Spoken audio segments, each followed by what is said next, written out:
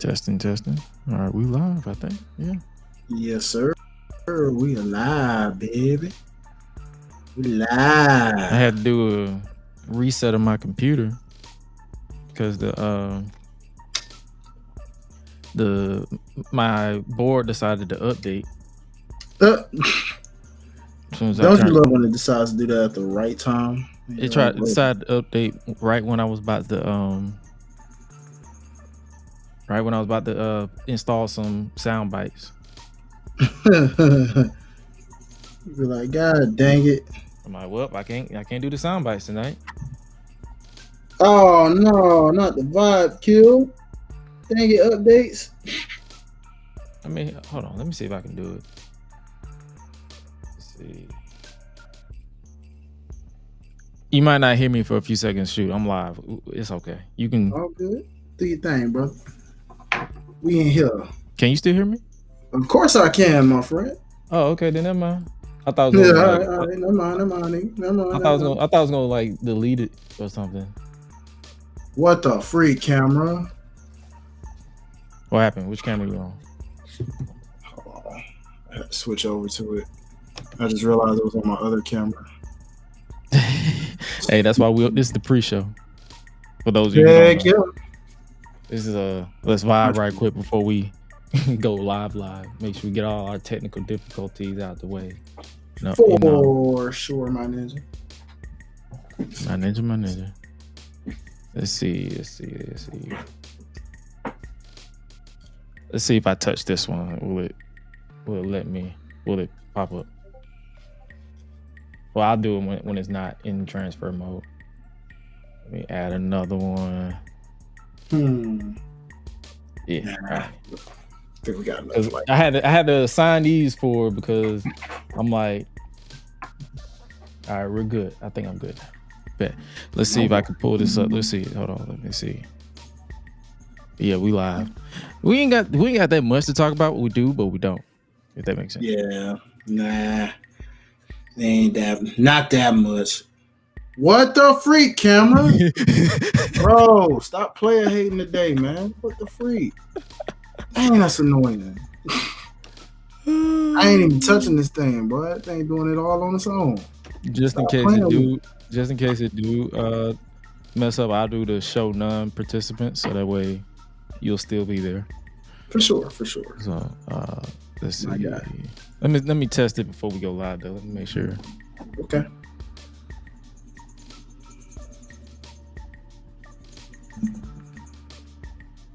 Freaky ass niggas need to stay their ass inside. Sweet J music. Why you trolling like a bitch? Ain't you tired? Trying to strike a chord and it's probably a minor.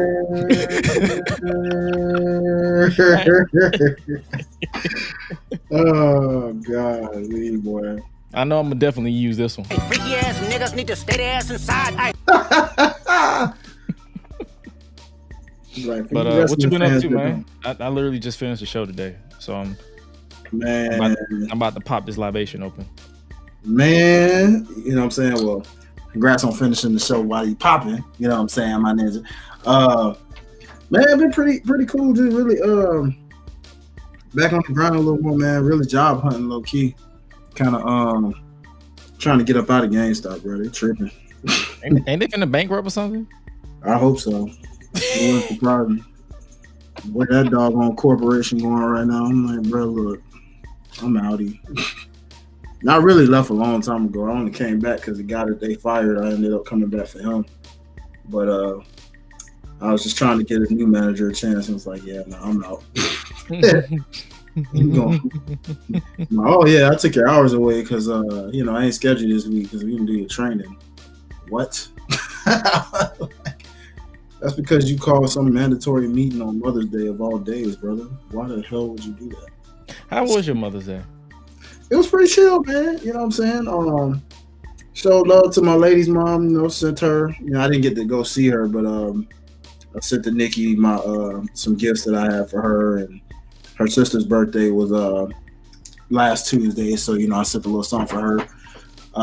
My auntie, I had to send her a little something, and then mom's, man, she had a pretty satisfied Mother's Day just chilling. You know what I'm saying? Treated her to dinner per usual. Washed the car. You know what I'm saying? Among other things, yeah. Gift cards, the usual pop, But yeah, brother, man. You know what I'm saying? How you feeling though, brother? I was in them slumps, but Mhm. I didn't stay there. Okay. As long as my boy didn't stay there, that's what it's all about. I'm good at doing that. It's like I try not to stay there because I know a lot of people. It's like you got to feel every emotion. I said it on yesterday's show with Ruthless Lala. I was like, I gotta feel the emotions, but I'm just determined to not stay there. Yeah, one thing I learned this week, man, just continue to open those as much as possible because I'm learning that I have a lot of suppressed emotions myself that I never truly apparently healed from. The one thing about our friendship is we are both observant. So I'm pretty sure you see I have those as well as I've seen you have those as well. So it's good that you acknowledge that. Yeah, man. No pun to Roman Reigns. No pun to Roman, but nah, man. What up, Tristan? Hopefully you all doing well this fine evening. Tristan, what's up, famo? What's good? Welcome. We just getting everybody some time. You know how we do. You know what I'm saying? Yeah, buddy. Pre-showing it up. We got quite a bit to talk about, but at the same time, we don't. Yeah, literally, it's a lot to talk about, but not a lot at the same time. It's interesting. It's an interesting scenario. You ready to hit the button? Oh yeah, my brother. We can hit it. You know what I'm saying? I ain't ready. Let's rock and roll. Let's do it. Bet.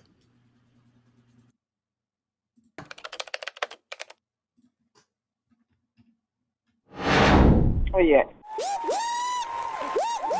Ladies and gentlemen, stand to your feet and make noise for Gresh Unleashed.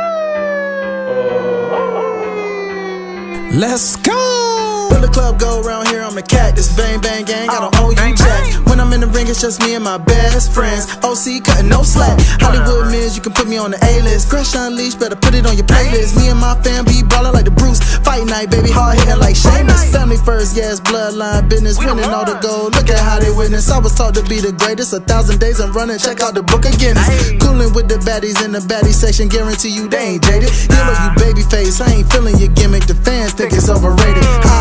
Brock Lesnar on the beast. Eat, sleep, flex, and repeat. Whole new swag with a price on the tag. Coming live from the west to the east. Better recognize on the mouthpiece. See the power level gotta increase. Bringing content on a daily. Feeling like Gresh Unleashed. Greetings and salutations, ladies and gentlemen, boys and girls, non-binary pals, baby mamas, baby daddies, and everybody in between. Welcome back to the Gresh Unleashed podcast. This is episode 70 of the show that does pretty much everything except for not keeping it real, because we are determined to keep it real. But joining you as always is the voice that does the most, the purveyor of mischief, Gresh. And joining me as always is my main man, my right hand man, my partner in them, Mr. Highlight Real. What's good with your brother? What's going on, my fellow gents and gentettes? You know what I'm saying? I don't even know if that's a word. I'm just going along with it. It is what's happening. I see we got some faithfuls in the chat already. What's up, chat? How y'all doing this evening? I hope everybody had a dope Mother's Day, dope weekend, dope all that. You know what I'm saying? Tell your peoples that you love them all the time. Don't let a holiday just be the only reason to do that. You know what I'm saying? Always love your peoples. That's all I got to say in the intro. You feel me? We here. Yeah, we definitely here. And hopefully you guys enjoyed your Mother's Day weekend. Shout out to all the mothers. I was a little down under because this was my first Mother's Day without my mother.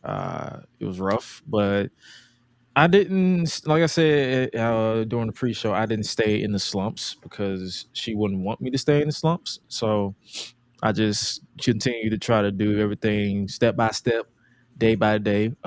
Word to everybody who I forgot who said that. Step by step. Literally the show. Step by step. The actual show. That's why I was like, you said it, you asked it. It was like literally that's the show. Step by step. Step by step. Day my day. Marty, he's typically our guest. He said no Marty Yeah. this week. Nah, he's our guest. Like Nah. whenever he's available. That man is a Grammy Award winning writer. That brother is always working. Like when people think that we were just talking last week, like that brother is working, but he's always welcome on the show. Like a lot of people welcome on the show. A lot of our friends of the show, like we appreciate everybody who likes to stop by and chopping up with yours truly, your boys. You know the deal. You know the deal. You But know the vibes. Let's go. But yeah, man, we out here just chopping it up as always. If you haven't already, speaking of chopping it up, make sure you guys check out. Oh shit, here we go again with Ruthless Lala. That episode 2 dropped. It was a candid episode. We talked it up, we chopped it up.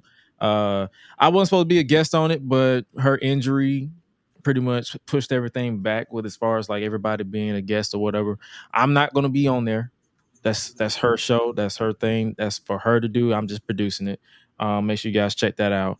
Episode 2 or wherever you stream your podcast and all the good stuff. And I know I've been on the road a lot, so for those of you who are fans of the gaming stuff that I be doing, I am working on a what if tomorrow. Actually, I'm gonna try to release that before King and Queen of the Ring. And speaking of King and Queen of the Ring, we're gonna be talking about that tonight on today's episode, along with Team Elite versus Team AEW for Double or Nothing. Double or Nothing is shaping up to be quite the show for those of you who are fans of All Elite Wrestling. We're gonna be talking about, obviously, like I said, King and Queen of the Ring, and a controversial outcome, especially if you go based off of online opinion. If you want to ignore the in arena reactions to stuff, but outside of that, let me look it up. Also, people assume, speaking of kings and queens and bloodlines, people assume that a certain soon to be debuting Samoan within the bloodline could outshine the now leader of said bloodline. So Sikoa, we'll talk about that as well, and pretty much NXT.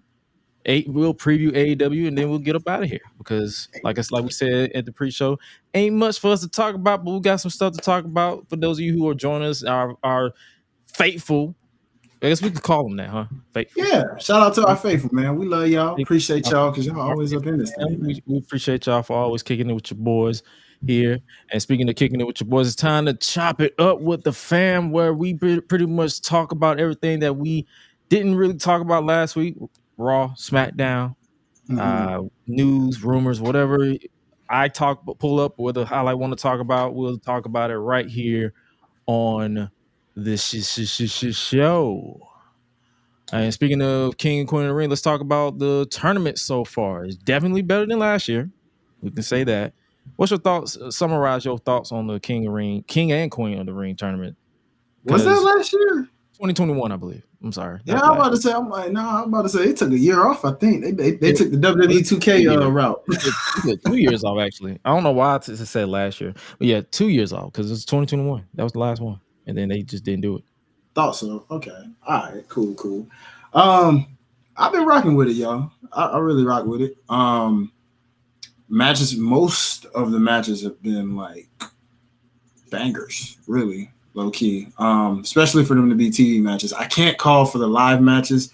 That's still my gripe with it, bro. Like, I'm not a fan of the fact that they had to do some of these on like live shows. Kind of made me wish I went to Macon if that was the case. If I knew that was gonna be what they were gonna do, I would have just went to Macon. They didn't advertise it really, really good, in my opinion. For real, it comes to that type of stuff. And that was really a quick little 2-hour trip because I mean, shoot, I was just out there. I lived there.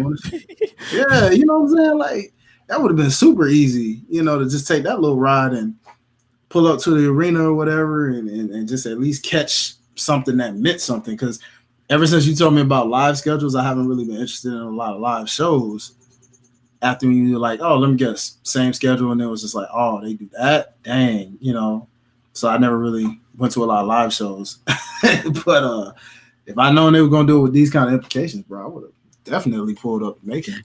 And that's the reason why I kind of wasn't really like, oh my God, this is dumb as hell. Why y'all doing this? Is because it do make you give you that incentive, like, oh, let me peep these live shows because they're not just all just random shit. Like some of it has some importance.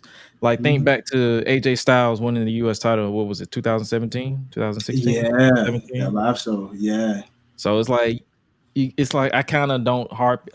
It would have been cool, especially for a 3-hour show. You could easily put Kofi and Ray on that show because it was 3 hours. Like, bro, come on now, it's 3 hours of Raw. Yeah, man. And the Zelina stuff threw me off because I was like, a lot of people are injured. Yeah, I was sitting there. I was like, Bobby's injured, Zelina's injured, and it's like so sudden because you're like, wait a minute, what happened? And then you're like, oh, they're hurt. When? Why would you announce it? So evidently, most of them say it was during training, so which is believable because if you wrestling, you are training a lot. For sure. Yeah. I mean, overall though, I think it's been pretty solid.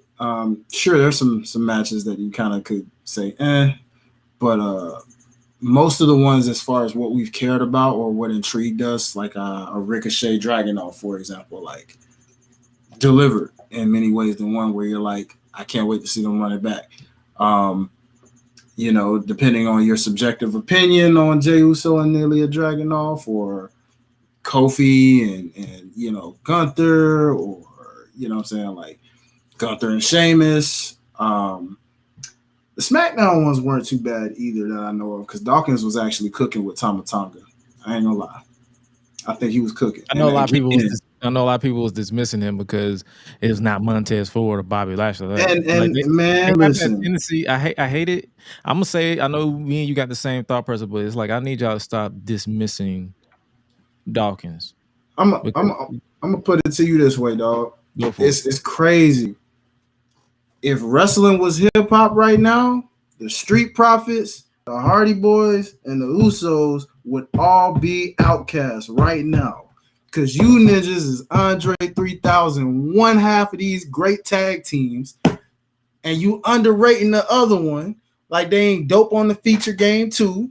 And then you act like they ain't a force when they together. That's darn near unstoppable. So, hey, bro, I'm just saying, keep that same energy, my ninja. Understand. I love me some Montez. I love Jeff Hardy. I love Jey Uso. We're not going to act like the other halves of them can't cook in their own rights now. Wait till Jimmy get back. That's all I'm saying. Wait till when Dawkins and Montez do decide to split, watch Dawkins have some just as much success as my boy, Montez. Y'all ain't ready to hear that one, but just wait. Wait till you see him get some singles titles too. I'm just saying. Let's not do this to them, y'all. Let's not do that. Appreciate both of them together, just like you can appreciate both of them separately. Point blank, period. Oh, yeah. And speaking of appreciating, let's appreciate Jade Cargill for that match she had with Piper on SmackDown. Oh, yes. Yes, brother. Yes, oh, yeah, absolutely. Man. You know I'm going to appreciate that. Listen. If this don't tell you that WWE listens to this show in some way or another, what I tell you, brother? Lately, we've been getting it. More big, meaty women slapping me. Yep, that's right. Yeah, that's right. Yep. You can have that big, meaty man stuff all you want to. I'm just saying. And I got another one coming. I got Nia Jackson, Jay. Bruh, what? Match made in heaven, baby. I'm like, let's go. And actually, no, for real, Nia Jackson deserves her flowers too because her and Naomi cooked.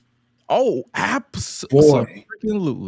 That match right there, the way Nia took that top rope Hurricane Rana was just like, dog, you've never seen that ever on Nia Jax, bro. So, like, at the end of the day, man, like I said, let's stop giving hate to Nia too, bro. I think it's time to say it, y'all. If you wasn't already saying it, if you wasn't a Nia Jax fan in the past, I always rocked with her, even when y'all was like, oh, she's hurting people. You know what I'm saying? It was more than just the looks. I knew there was potential there, for real. But she put in that work since she got released, and she's been dropping weight. And I mean, like, it seems like she's getting slimmer by the week, low key. Whoever is working with her, dog, I'm telling you, she is cooking more and more and more, and it is inevitable before that woman gets that title back. She's motivated. Oh yeah, you can see it. You can. I think that's just pretty much sums it up to. She's motivated. Like it's a trend to hate on Nia, but the real ones like us, we can see. We can acknowledge that she was like she needed some more work early on, like everybody else. Like, come on, it's like let's be real. Like people still give Lash Legend flack from time to time. Yeah, I'm like, bro. she's in the right place. But at the same time, it's like you can acknowledge without even taking a bump and not being obtruse and a dickhead. Mm-hmm. You can literally acknowledge the fact that like she's motivated. So yeah. if it gets down to if it's EO versus Jade in the finals, or whoever in the finals, or EO versus Nia in the finals, or Tiffany Stratton, whoever, you can acknowledge the fact that Nia Jax is motivated during this entire tournament. Everybody's motivated. Every single match. But definitely giving flowers to Piper for basically hanging in and like not even just hanging in there, but like guiding Jade to a great match. Because that's one thing a lot of people don't really do is give Piper her flowers. Because you're right. Now I'm gonna say to those people, if you was ever one of those, not you, Gresh, but I'm talking about anybody who ever thought that, clearly didn't do their research and watch NXT UK Piper Niven. Oh, they did. You know what I'm saying? Because Piper always. I'm not finna even act like I was out here watching NXT UK because it came on. No, yeah, bro. But at the same time, I from the matches that I saw of her, I can be like, oh yeah, she survived Doudrop. Trust me. Now that she deserves an award for that alone, bro. If you can survive names that you cannot come back from, you alone deserve a championship run at some point. But dog, it's just the fact that like Piper. I've been waiting for them to. That's why I was so happy that Triple H finally took over the reins, because if this was the vacant era, we already know none of this would have ever happened. Oh no, it was still been Queen's Crown with Zelina, where it was like 30-second matches. Would have been a whole joke, but I love like everything from the production. You know what I'm saying? Like, shout out to you, bro. 100. I love the production. I love the way they are showing things, telling stories the way they're doing in little ways where you're like, So, for example, I don't know if y'all noticed, like I heard Damien, I heard you mention what Nia Jax was wearing. Here's a funny fact, bro. Here's a funny fact. I was listening to some other folks and somebody brought something up that even I didn't realize or think about till it was like, yo, storytelling. Nia Jax had on Bloodline colors, bro. She wore the exact colors that Tama Tonga had on. I'm just telling you, it's a matter of time. You about to get your first woman in the Bloodline right now. Give it time. Just wait. It's probably going to happen after Queen in the Ring. This is about to be a whole family civil war. You got Naomi on Twitter talking about you're not invited to the cookout no more. No, for real, bro. And here's what's even wilder, bro. Another epiphany came to me when it came to this men's thing, but I'll save it for when we get into that controversial subject. Because that's up next. When I get to that, I got something for that too. Because the way things are shaping up, man, yeah, something might go down with this queen and king of the ring. I'm just saying. The last thing on SmackDown, like let's talk about Randy Orton versus AJ Styles. Yes. They always had chemistry because I remember when they feuded, what was that, like 2017, 2018, I believe it was. When they had that infamous promo battle. Oh, that was 2019 because I remember that they had that match at Mania 2019 where the light was on and the crowd was chanting literally like, we can't see. Yeah. Yeah. And we ended up relating to that a couple of years later. That's SummerSlam. So fix that, WWE. Just saying. But man, bro, like these dudes I like Randy's like selling during this match too. Like he was like if you need to study someone, study this motivated Randy Orton. Like he's like even though he had the back surgery, you can tell he's pivoted to where he just picking up on his storytelling. Like he was selling the knee like crazy. And the way he was selling it, like it reminded me of when we was at For the Culture, and I was watching Darius Carter. Yeah. And I was always getting like, it was late. It was like, what time was it? Like 2 a.m. when it was done. That was like 2 Everybody else was kind of pretty much like tuning out, but I was watching, and I'm like, I love the way that he's fluid in the little things. Like he goes from, you can tell he's not going. He's like, you can tell he's not like 1, 2, 3, next move. It's like he's finding little things to do, and that's what Randy Orton was doing here. And I'm not trying to say, it's like, I'm not trying to compare anybody, but it's just like, I'm a fan of that when you add little stuff that I can catch, that it makes it seems like it's not a routine, but more so it's a fluid ass whooping and fight and struggle. That's what I like. So I had to acknowledge that, and obviously Randy Orton won. So I would not be like, how do you see the finals going for the SmackDown men's? Honestly, it looks like they're telling. I mean, it could be kind of ties into Randy. What I was going to get into, but do you think it's going to be Randy versus Tama? I don't think, man. I feel like it really is, because Randy Orton kind of gave that away by setting it up. That promo. It's an inevitable clash. Yeah, I mean, he all but said it, because unfortunately for LA Knight, I mean, you're going against a Bloodline member. You know what that means. Once again, screwed by the Bloodline, which then sets him up to feud with the Bloodline again at some point, right? If they decide they want to go that route. You know, it just depends on like if they do something for filler purposes or something. I doubt it though, but you already know they're going to get involved in some kind of way. Look at what they did for the match, you know, with Dawkins. So it's inevitable they're going to do that. And then Randy, I mean, he going to have a banger with Melo, but after seeing the Dragon off, it ain't impossible for Melo to lose either. So it's just like, I can see him getting one of those epic RKOs that we're going to be memeing, and we're going to say, uh-oh, this is debatable. What's the best RKO of all time? Melo going to top that some kind of way. I could easily see him going for his finisher or something and just... Oh, you talking about the nothing but net? He'll find a way to go for nothing but net. It's going to be nothing but brick. It's going to be nothing but brick when that RKO get hit.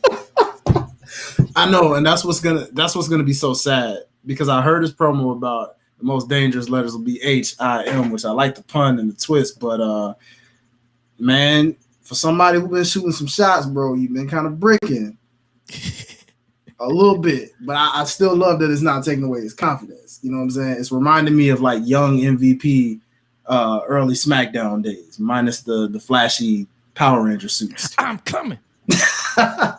Because remember, like, MVP had that. It was like he cocky like that, you know what I'm saying? Whether he won or lost, he didn't lose the confidence until he went on like a crazy losing streak. But you know, I'm still laughing at MVP hating that theme song.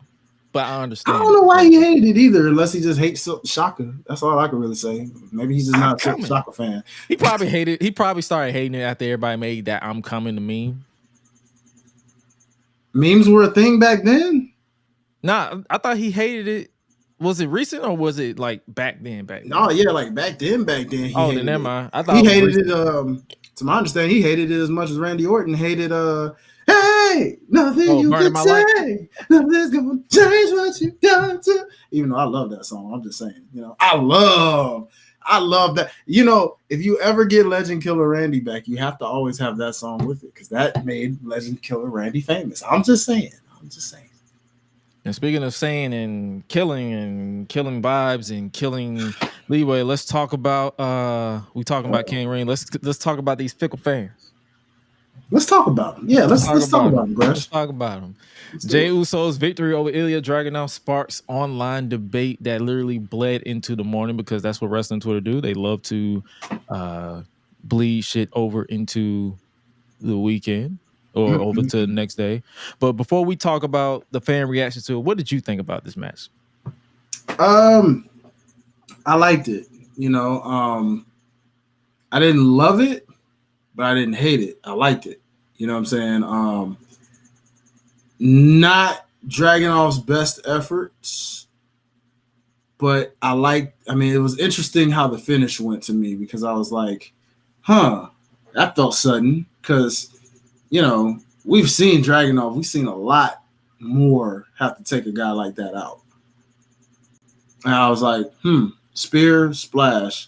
But do you think it was a time issue? It could have been, bro. because You they did know, start mad late. yeah, it could have been. I mean, you know how it is with that running over, man. You know, they can't really do it like that. And I don't know. This is kind of why I really missed the pay-per-view version of King of the Ring, because then it was just like, you know, Or because they could have saved the first round for the show and then said, okay, let's build to the semifinals or the quarterfinals and the semifinals and the finals at King of the Ring. Exactly. Like, I wish if they decide when they bring this back next year, I hope To the they States. really, yeah. Like, I hope they really do that. Like, bring it back in pay-per-view form or PLE form, whatever you want to say. You know, bring it back in that form so that you can really give these talents time to truly shine the way they want to shine. If you have to do the TV route, then it shows for some people other than others that they can shine on TV, but just kind of depends on the spot, you know.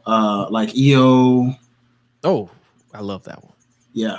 You know exactly where I was going right there. You know what I'm saying? Yes, sir. So it just sir. it just shows, you know what I'm saying? Like, it's EO, bro. You know what I mean? Her and Lyra is gonna be real fun. That's gonna be real fun.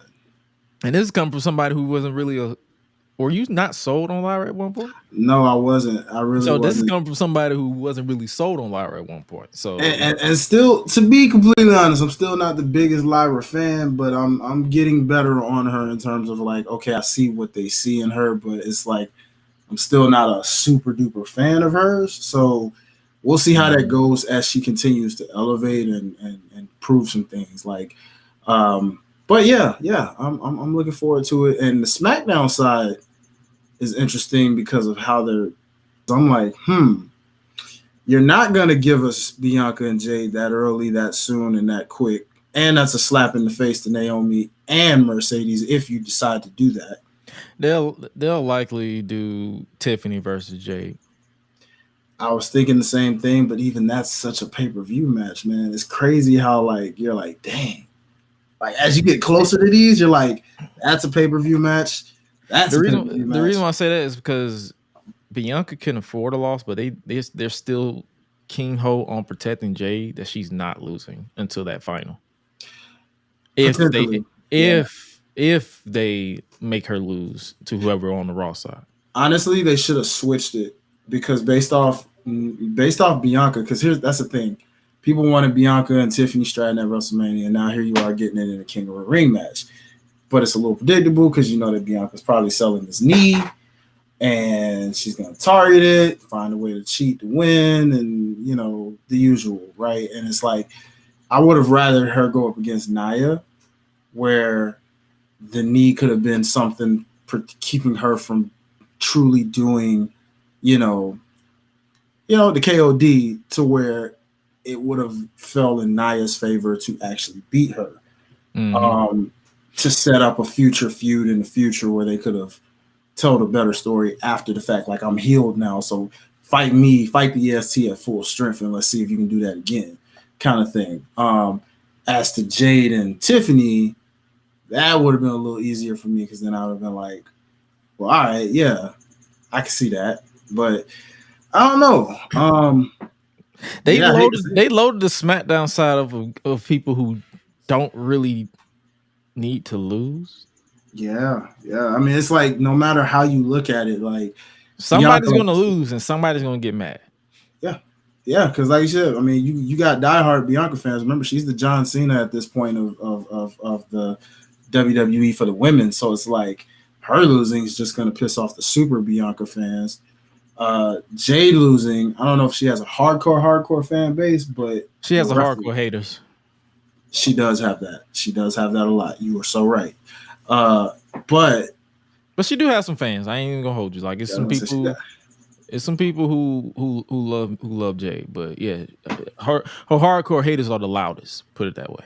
Yeah. So I'm like something about it would be interesting from the uproar on that, and then Nia just straight up has haters, like literally. But here's my gripe with most of these people online. This is where I get into it because it's like the same people who are mad about these outcomes Didn't y'all say y'all wasn't watching Saudi Arabia shows?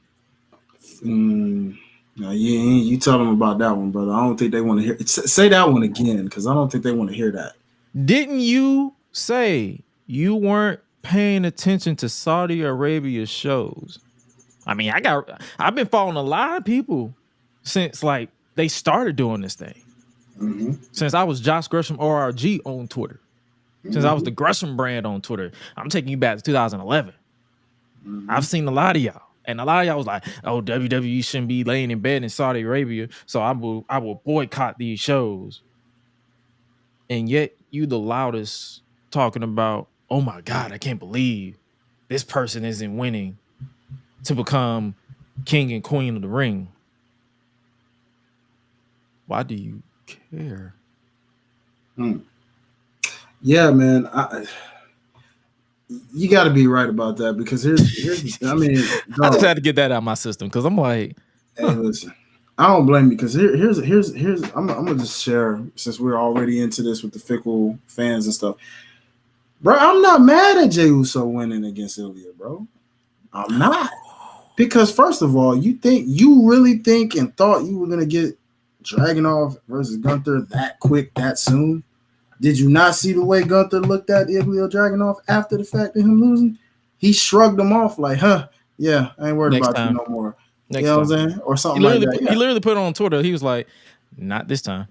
Yeah. Another time. Yeah. Like, you're going to get that. Matter of fact. My thing is, Jay was the replacement if Drew didn't get injured. Exactly. So put it this way. If Jay didn't beat him, Drew was going to beat him. He was going to lose. Not to mention, I mean, like I said,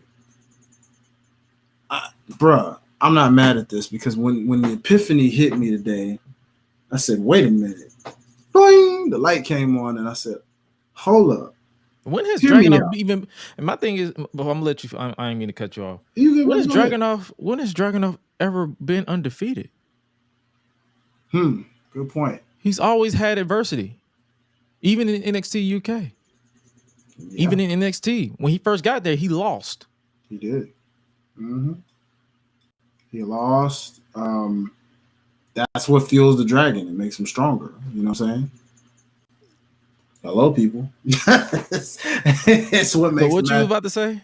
So what I was going to really say is the epiphany light bulb hit me this morning, and I was like, wait a minute. Is it possible?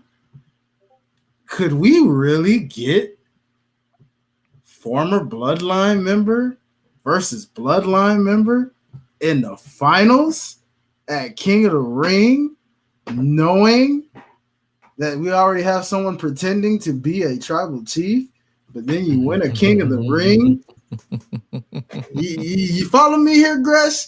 I said, you know, that don't seem like such a bad idea to me. I'm just saying. I wouldn't mind it. Let Jey Uso get the crown, man. I mean, look, people been campaigning like, hey, this, that. Hey, Tribal Chief come back. What up, Oos? It's Tribal Chief, but it's King Oos. You know what I'm saying? Or King Yeet or whatever. Whatever he would say, like Yeet. And then, you know, and Roman, you know, dap him up and be like, I see you, main event, Jey Uso. I see you. You did your thing. I got you there. You know what I'm saying? And I'm proud of you, cousin. I'm proud of you, Oos. You got King of the Ring. At least somebody earned a crown. A title. Meanwhile, somebody's pretending to be me, thinking they are the tribal chief. You know what I'm saying? Hey. That wouldn't be bad. I'm just saying that's a long-term storytelling, the continuous story, if you ask me. Jey Uso, former Bloodline member versus a current Bloodline member, you know what I'm saying? I mean, they kind of teased it with the little face-off. I'm just saying, I don't know. We could. The Yeeter of Worlds is what Jay calls himself now. That does, you know, Damien, you make a point with that theory, though, because I was thinking about that, especially because of the whole Fireflies thing. It wouldn't surprise me though. For The real. Yeet lights, as Michael Cole called them. Yeah, like even though he put Bray over and was just like, "Yo, thank you, universe, thank you, Oos, I love y'all, I love you, Bray," and stuff like that for just even allowing that to happen. He's showing respect, but it wouldn't surprise me, especially these QR codes, if YS6 does attack Jey Uso first. You know, and I blame France if that happens because you mofo started this. Oh yeah, but yeah, Solo didn't say he was the tribal chief. He just was in charge. He didn't say it by You're orders of the tribal chief. So he still doesn't call himself tribal chief. He's still technically the tribal heir. That is true, but does he not go around acting like a tribal chief? Tell me that. Of course, he's the tribal heir. Give me a hug. You know what I'm saying? I mean, you know, hey, wise man. It's air for now, but how you not know he lets it get to his head? I mean, it happens. It's a classic story every time. You know, underboss slightly in charge. You know what I'm saying? They get a little too big headed before. They kind of did that with the Don of NXT when Stax was in charge for a minute while the Don was in jail. Yeah. A little bit.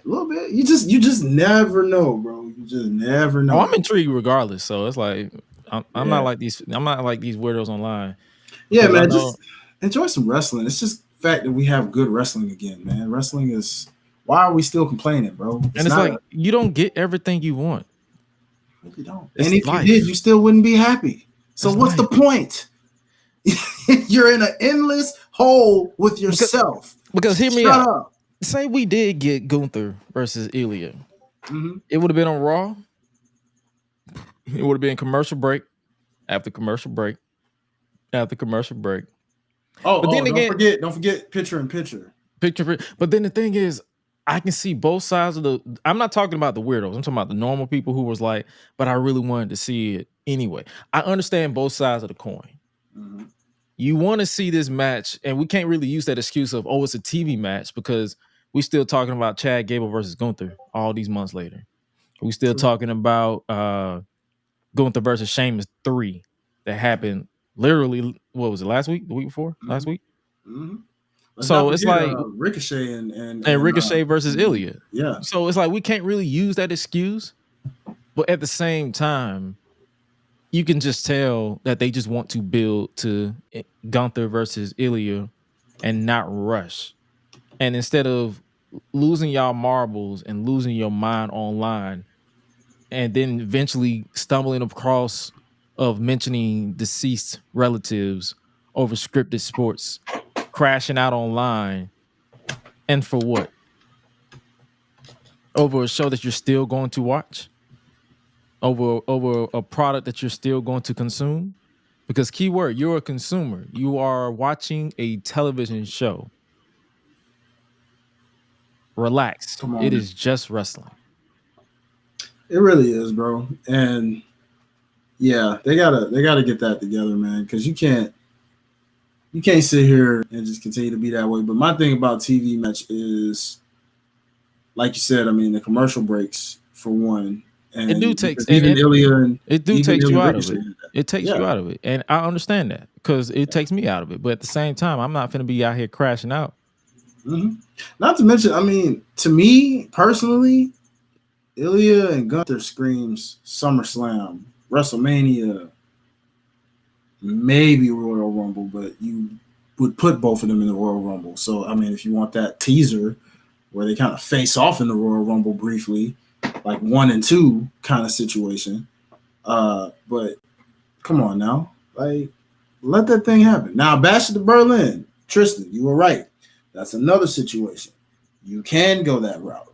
Now, I'd argue that would have been perfect if Gunther was still IC champ.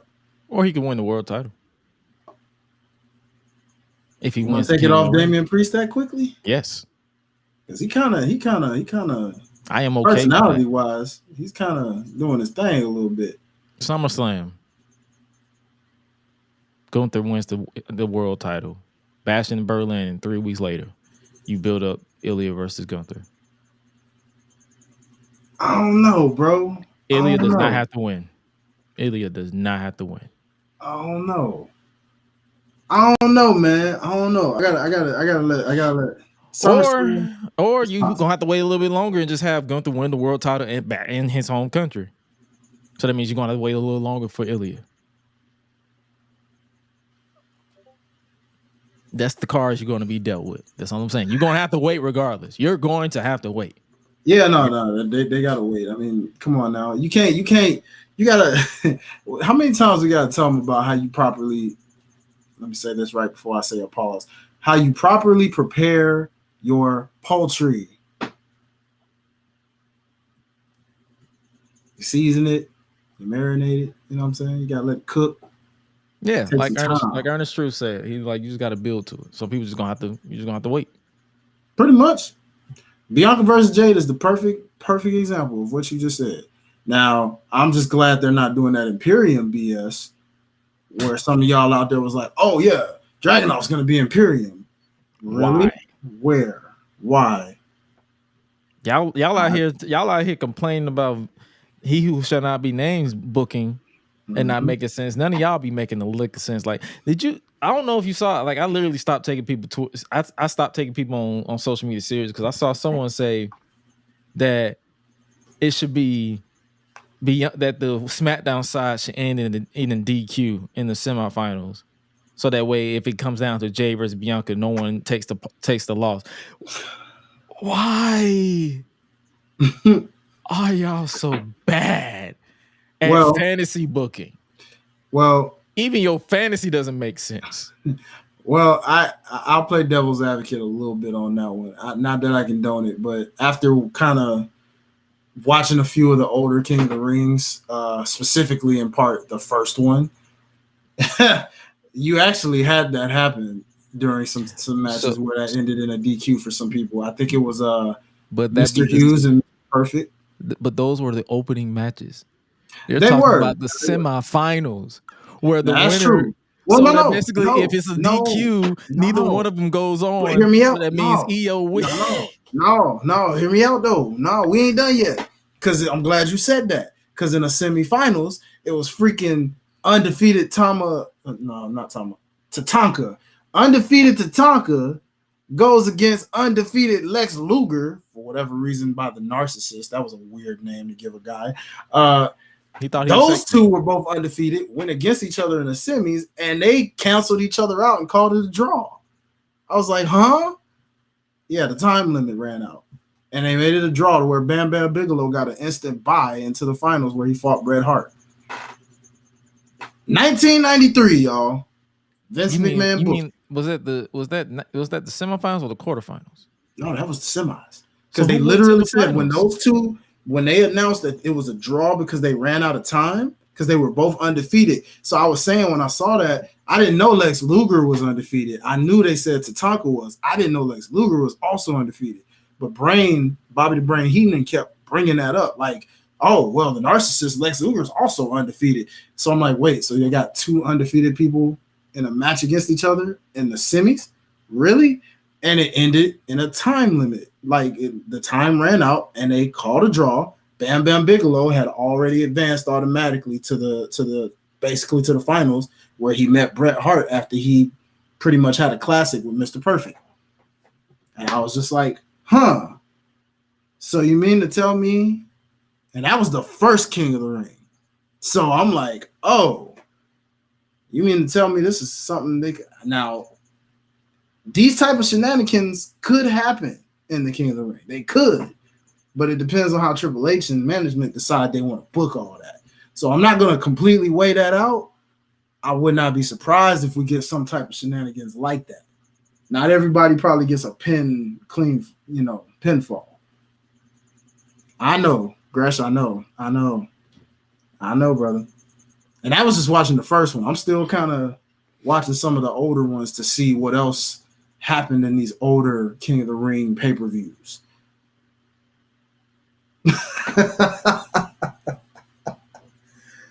Bro, I know.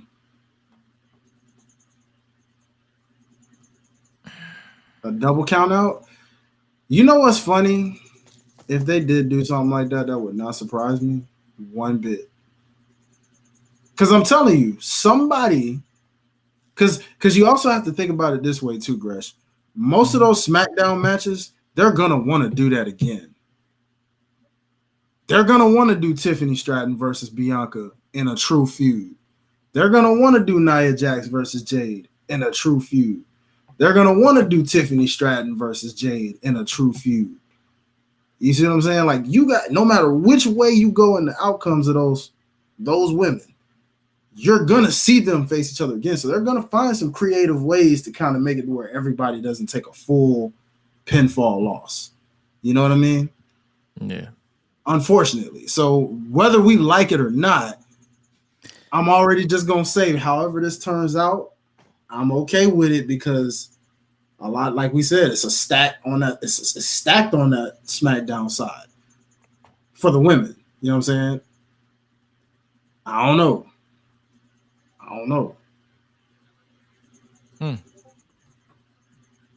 All right. Oh, what was it? All right. But nah, it's case. like I'm not. Yeah, nothing. At this point, yeah. If it happens, it happens. I'm not gonna lose sleep over it, and I'm not gonna get disrespectful online about it, because the moral of the story is with wrestling Twitter, because this King of the Ring tournament, my God, like I'm at that point now where 2025, I'm done. I'm done. I'm gonna leave you to be online. Me, I'm just gonna walk away because these niggas are weird. Hey man, listen. Freaky ass niggas need to stay their ass inside. And roll their ass up like a fresh pack of za. You know, what more can you ask for, brother? What more can you ask for? Crashing out online over scripted sports. Couldn't be me. Could not be me. But yeah, I'm ready for the King of the Ring. The semifinals will be Gunther versus Jey Uso. Main event, Jey Uso. And on the SmackDown side, it'll be the winner of, who is it? Is it Orton and Carmelo and Tama and who else? LA Knight. LA Knight. Mm-hmm. Who you think gonna be the finals on the SmackDown side? You think it's gonna be LA Knight versus Orton, or Tama versus Orton? Because I think we said that earlier. Orton versus Tama is likely the finals. I'd like LA Knight to get in the finals, because I heard someone mention how this is the type of gimmick that fits a guy like him. But unfortunately, he just keeps getting put in the wrong scenarios, because I'm like, whoever made and constructed this bracket didn't think that through. Like, you really want him. It's one thing to have him have lost already, but now you want him to lose again to the bloodline again with what, you know, it's like he can't escape this bloodline thing. They should have drafted him to Raw. My point exactly. Unfortunately for that, though, he would have had to run into Gunther, but, you know. I mean, it would have been something different. Man, yeah, you're right about that. Now that you are right about, sir. I will give you that. But it's, man, dude, this just, my guy LA Knight just can't catch a break, bro. Like, I'm saying, like, how much more over can you be? He's not even getting a United States Championship. Y'all ninjas out there wanting him for, like, oh, he should take the title off Logan Paul. Well, that ain't happening, because it looked like Cody might mess around and do it if they decide to put both of them titles on the line. Guess we'll get to that when we get to it. In a few seconds. Yeah. So, I don't know, man. LA Knight just can't win for losing right now. So, you just got to assume this is Tama Tonga versus Orton in the finals right now. I feel the same way. Like, there's no other way to put it. Yeah, there's no other way to put it. Like, he's not losing. That brother is not. He is not winning. I'm sorry. Sorry, Los Angeles night, but it is not your night when it comes to the King, Queen of the Ring, I guess. Yeah. Speaking of the bloodline, like we're excited about King of the Ring. We're gonna move right along. But speaking of the bloodline, could Jacob Fatu outshine Solo Sikoa if he joins the bloodline?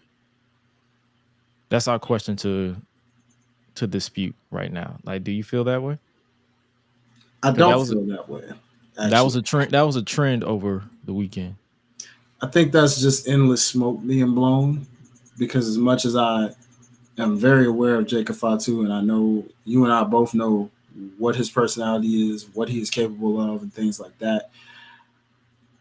That's a subjective opinion to a degree, for one, because it's like, hey, I mean, yeah, he does look like boss material for one. So there's that. Solo is no slouch either, but maybe it's just the case that he's more seasoned than Solo in terms of he's been grinding longer on the indies than Solo has. So if you want to give that as a reason to why he quote unquote outshines him, I'm not mad at it. I understand it. But I'm not one to just jump on that and say that right now. I think they're just stirring that up because that's what they want. People want him to outshine Solo because they probably don't like Solo Sikoa in this role. And if you're that type of person, shame on you, bro. Like, dog. Because what you gonna say if you don't end up liking Jacob Fatu? We don't know what the WWE version of him is going to look like, for one. You forget they tone things down, y'all. He may not be the Jacob Fatu that you're used to on the indie scene. So why are we trying to make this false narrative that, oh, he's going to outshine Solo? How so, sir? Ma'am? How do you know? Who's to say he is and who's to say he isn't? If he does, okay. So if he doesn't, now you just look stupid yet again because you're saying these things that aren't 100% true. The crowd determines that. And as far as I'm concerned, if he ends up being on that side, he's going to get booed. They're all going to get booed. Right. And all you people out here hating on Tama Tonga and Tongaloa, can we please stop that bull too? Talking about this great value bloodline and Dollar General bloodline. I'm like, bruh, stop. Bloodline is bloodline. Did you not pay attention to The Rock pulling up the stupid family tree? Lord, let me not say stupid. Sorry, y'all. It's not stupid, but you know what I mean. He pulled up the family tree, people. Look at you now, boy. Exactly. Now, where's that soundbite when you need it? But he pulled that up. You know what I'm saying? That family tree involves everybody. Everybody trying to say, oh, well, so what? They're Tongans. They're not Samoans. Oh, they're... Look, bro. Blood oath means everything to that family, so they're family. They are family regardless. Tamina, Nia Jax, you name it. You go down wherever you want to go on whatever side. They are all related by blood oath. Speaking of Tamina, if she's not retired, she need to come back around. I agree. I think she does, man. I would love to see it personally. I mean, this is where I wish they had this bloodline thing going like 10 to 15 years ago, man. Yeah, Vince wasn't creative, so he should not be named. Wasn't creative, so I know. That's just my way of saying. But we can't say that completely though, because he did have a hand in this thing before, you know. Yeah. Technically speaking, well, he didn't have a choice. That's true, because Roman was like, "I'm not coming back unless I am in full control of this." Mm-hmm. That is true. So, hey man, but be patient. Jacob will get there in due time, and he will likely cook. Mm-hmm. Whichever side is the intriguing part for me. Like, will he be with the OG bloodline? Because this is how I choose to look at it. Solo pretty much chose outside of his immediate family. Mm-hmm. Jacob is technically a Fatu. Mm-hmm. He's immediate family. Mm-hmm. That can be the story right there. Jacob is like, yeah, I'm relying with you, but then he like, psych, you chose outsiders, like extended family over immediate family. Mm-hmm. Civil War. Yeah. That's how. So that way, so basically, Jacob could be the reason why the Usos get back together on down the line, and that be the catalyst to the Civil War. Because if you look at the story, Jacob literally credits the Usos for being his inspiration of being a wrestler. So they can go that story, like he's siding with with his inspiration. The only thing I'll say to counter that, if they go that route, like if, you know, because I'm still just so hung up on what Jay's doing right now that it's crazy how far down the line we're talking if they decide to go that route, because it's just like, will it be the same? Like Jimmy has to almost kind of like Marty said last week. It's like Jimmy literally has to come back and like do some crazy stuff on his own. That's what I mean. That's why I said on down. So weird. That's the reason why I said on down the line. I ain't say like, bro. Oh no, yeah. That's why I say like, oh hey, they got to reunite as soon as SummerSlam. Like, oh yeah, no. Like, it's gotta, but see, also the other thing that would make me say that as well though is there's still one more bloodline member that has to pull up before Jacob. Lance? Well, he's another one. I was actually more so thinking there's so many of them niggas, so who knows? 7 foot. Hikuleo? Yeah. Because his contract wasn't too far behind Thomas. More than that's why I'm like, I mean, they literally, I read an article saying he was in talks. I mean, I wouldn't be against it. Like literally pretty much in a way, the story is Solo is basically turned his back on his immediate family and going straight for outside for extended. Mm-hmm. Solo is like that cousin who is like, he's tired of his immediate family, so he just go lean on and pretty much lead the outsiders to take the throne. Mm-hmm. And I heard people talking about like, what would they call this when this inevitable civil war happens anyway? Like, what are they going to be called? Are they the bloodline? Or are they going to be? I'm like, fool. They're both. All of them are the bloodline. Like they literally did a bloodline civil war in last year. That's what I was saying. Like when they did that, it was the bloodline civil war. It wasn't the Usos versus freaking Roman and Solo. It was the bloodline civil war. That's what this would be called when it happens. The bloodline civil war part 2 or continue or however they want to word it. Like they'll basically, and then The Rock plays into this somehow, which is another reason why I say I'm like, I don't know if Jay gonna be involved. Jay may not even have to be involved in this. He may not have to be involved in it at all. Like it can literally be Roman's, Jacob, and Jimmy. Mm-hmm. And Jay could be like, Jay literally could be like, nah, I'm good. Mm-hmm. I got out of this. I'm not coming back. Mm-hmm. He'd be like, I said deuces for a reason. like I don't want that stress no more. And story wise, I wouldn't blame Jay. You know why? Because you cost me my Intercontinental. He called him Jealous Jimmy. So you cost me my Intercontinental title. You cost me pretty much Roman at SummerSlam. You cost me the Undisputed title and the Tribal Chiefdom. You threw in the towel the first time I went against Roman after all the hell that he took against Roman the first time. Mm-hmm. Then you got in the way to force me to say I quit because you couldn't stay out the way. You are like I literally want Jay to literally tell Jimmy straight up, no yeet, none of that stuff. Like, bro, you are a liability to my future. You can handle that, and then we'll talk. Mm-hmm. When you're done with that. Mm-hmm. But I'm not touching that. Mm-hmm. And continue to do his thing. And then, like you said, in that inevitable down the line Usos reuniting comes when Jimmy is finally also done. And like, I'm out this, I'm done, that's it.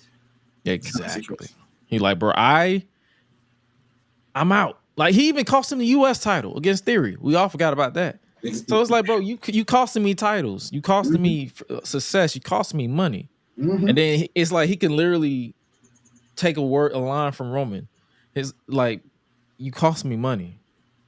When you cost me money, you cost my kids money, and it would be literally poetic justice if his son was right there in the background. You costing him money, you costing him a future. You taking food off my table. You taking food off his table. So you handle that. You my brother, I love you, but you handle that. Because I told you to leave when I left. But you did not want to. So now this is your cross to bear. And when you put that final nail in the coffin, then we'll talk. And he continued to go, Yeats. It's just me, Oos. Like, bro. Do what you have to. You know what I'm saying? That's all I'm saying. Like, I'm here for all these stories that and roots that they connect in this bloodline storyline. But you ninjas, I'm tired. I had to unsubscribe from you ninjas out there saying like, bruh, why are you sitting here trying to? I unsubscribed from a lot of people.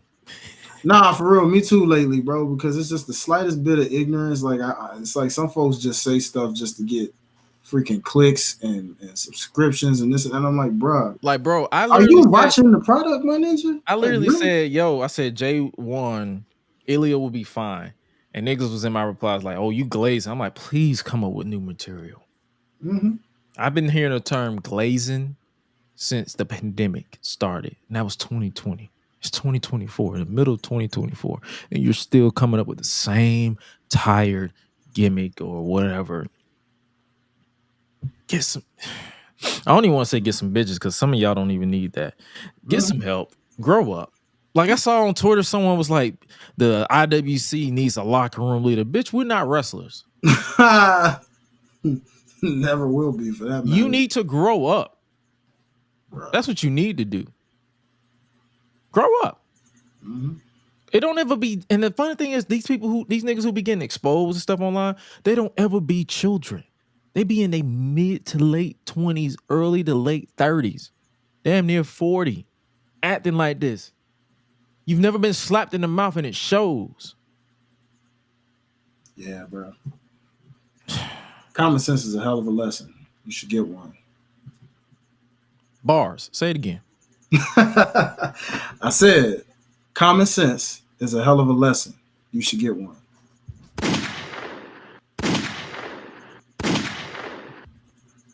That's all. I'm like, hold on. Let bar. Say it again. Say it again. Say it again. You know. That's what we've been doing tonight, bro. We've been saying them bars left and right. You know, shout out to the faithful that know what we talking about out there, man. We appreciate y'all because y'all got it. Yeah, that bar don't apply to y'all because y'all up in here. You know what I'm saying with us. You know we talking about them people who just don't understand. It's like, bro, it's okay. I promise to be normal. It's okay to be normal. I promise. Yeah. It's just you're not on payroll. Stop with the gimmicks. Legit. And you ain't a vacuum cleaner, so stop sucking. Just saying. I'm just saying. I'm a man of God, so I couldn't say the other part. But y'all knew what I meant when I said that. Just saying. I hate you, man.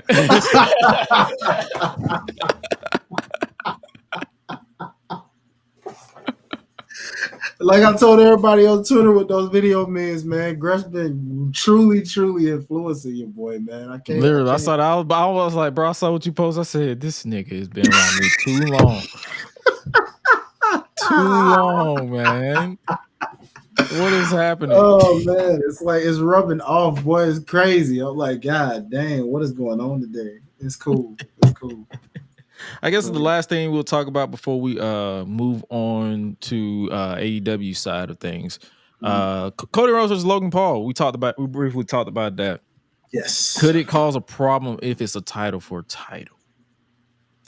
I think it could, because knowing Cody, if he were to win said title, all he's gonna do is just do the golden boy thing and surrender the title to where it's then vacant and people are going to compete for it in some kind of tournament.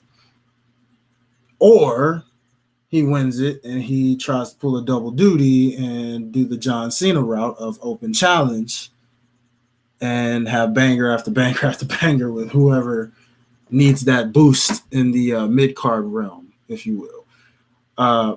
But that's going to throw him off his game, because then what about people who want your main title, Cody? So they can do the Seth Rollins route in 2015. Just have him defend it at the opening of the pay-per-view, the next pay-per-view, and then lose it.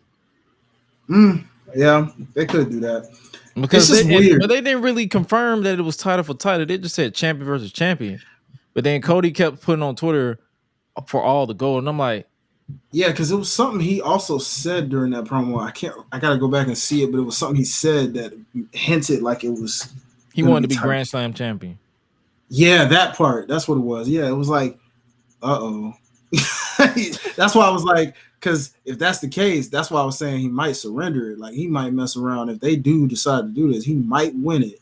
And then just To surrender it so he could say he was a Grand Slam champion, causing, Nick Aldis to be like, all right, well, now we're gonna do an official tournament for this title. And they about to step into AEW territories. They do another tournament. True. Remember, they had tournament after tournament after tournament. So, but they've always done that with the title when it got vacant. That's kind of their thing. Or a battle royal. Well, yeah, they could go. I hate battle royals for championships. I really do. I freaking hate them. I used to kind of like them as a kid, but like as I've gotten more as a kid, because we were kids, we didn't really. Yeah, we didn't think much of it. But as you've gotten like more logical and grown, and you actually see it differently, I hate battle royals for a championship. That's the easy way out, bro. It's just like you didn't really earn that. You just outlasted people. Literally, you just hit under the ropes for longer than the other person and just say, "Yeah, here you go. I won the title." For literally doing nothing for 30 minutes until the last 5 seconds of the match and just say, yeah, I won. Yippee! Exactly, bro. As far as the match itself, though, I'm actually excited. I think it's going to be a banger for real. Like, I heard some insiders say that this is probably management's way of testing Logan Paul for an inevitable push because they said realistically. And I wouldn't be. You remember I told you about who the heck is supposed to challenge this man for this title on this brand when they did this draft. And honestly, anybody that could potentially future take it off of him, that guy right there, low key, could be a person that does that. Not right now, but if they revisit this, it's possible he could do it. He went tit for tat with Cody on that mic. He held his own. Regardless of how you feel about the guy in real life or as a person, that dude, ooh, yes, Damien. Now that I did like. I'm not going to hold you. Beat the clock, I used to love, yes, beat the clock. That match type right there, phenomenal, bro. They need to bring it back in the games, too. Yes, bro. Bring that back. Oh, did you see that? Did you see that they did a patch update on 2K24? So now you can do light tubes. I saw you. Yeah, I saw how excited you got off that. Bro. I was like, ooh. And then I saw somebody was like, he don't know nothing about GCW. You right. I don't watch GCW, bitch. Want a cookie for that analysis? Yeah. And who you think did it before GCW? ECW, motherfucker. Backyard wrestling after that. What did I miss something? You know, niggas like to troll, but instead of me giving them engagement online, I just give you engagement on my podcast. Yeah, man. Come on, goofy niggas. But yeah, man. Yeah, it could cause a problem, but it could be depending on how they go about it. It could go either way. It depends on how they go about it. Yeah, but I do like this matchup, man. I mean, I think this is gonna be a fun one. Interested to see where they take it and how they go with it. But I like that they're going to make this matchup. It's a good secondary matchup for Cody. And I'm interested to see how long they try to do this after the fact. Do you think I saw a comment, it probably was from Quincy Central. He was like, do you think they would do like a trilogy? I can see that. Yeah. I could definitely see a trilogy between these, especially if this first one like slaps enough where fans are craving like, yo, we need a run back.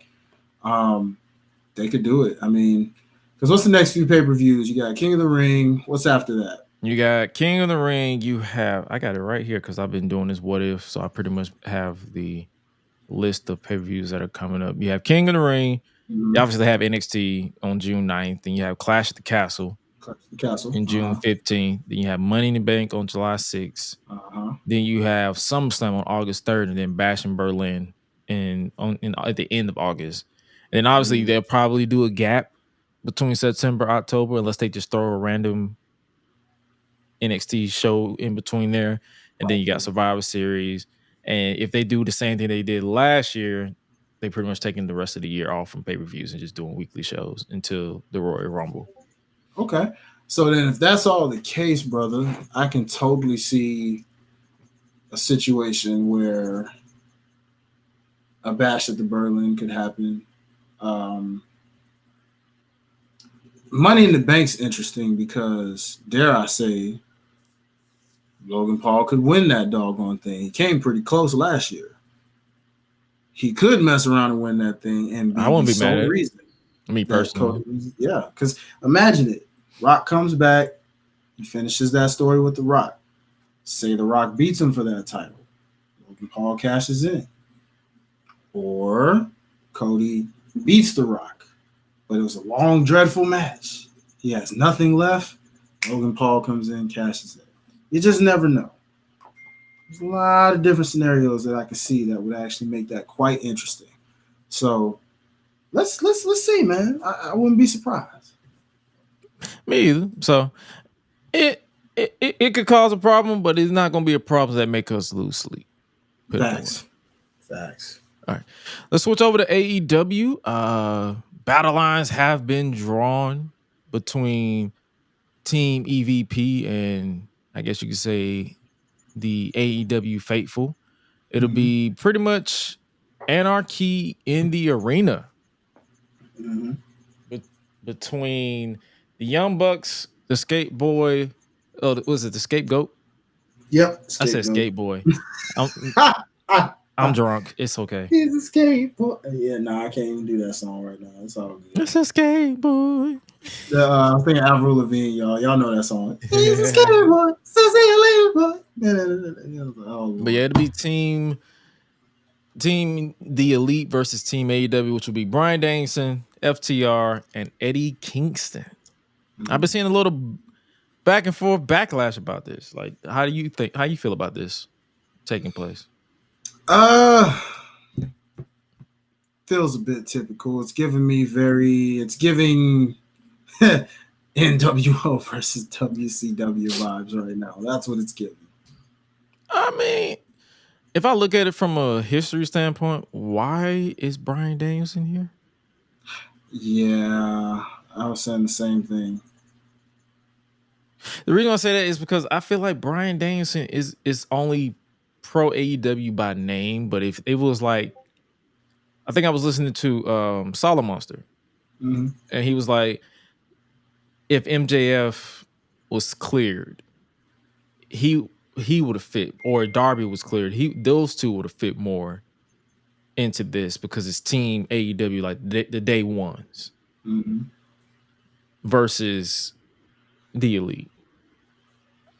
Yeah, the day ones would have made more sense. You know what's funny is a long time ago, this would have made more sense if it was the quote unquote four pillars versus the Elite. That's what I mean. Like the day ones. Like they were the day ones. Gotcha. Yeah, like they were the day ones. Like they was there from like Sammy versus Cody was the first match. And then you had MJF obviously being pretty much the guy, the heel that they were circling the company around if he's not named Chris Jericho. And Darby was that guy who stood up with Cody, and then Jungle Jack was there with Luchasaurus or Kill Switch now. So yeah, nah, man. Yeah, it would have hit better if it were that, because the potential that they had labeled on all of them would have made this hit more, because the Elite have so many interchangeable elements, you know. Paige, Kenny, you add Okada to this on top of the Young Bucks. There's so many ways it could have went, and then having these guys. But hey, man, we can't determine people who just didn't live up to their potentials and or do crazy things that caused them to get sidelined with foot injuries. Yeah. So, get hit by a bus. Yeah. Exactly. Like, nigga, you got hit by a bus. Yeah. Keep. Yeah. Freaky ass niggas need to stay their ass inside.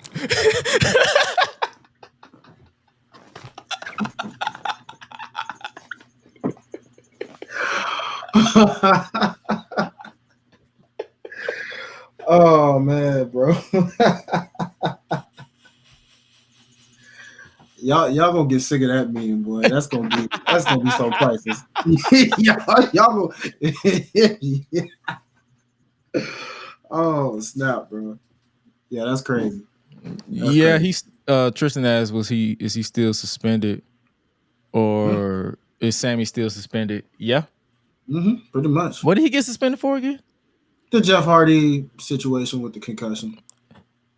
Did he hit it? Because remember, when it comes to Sammy, I don't give a fuck about him. So it's kind of like whatever comes about him in that way. Did he do his finish?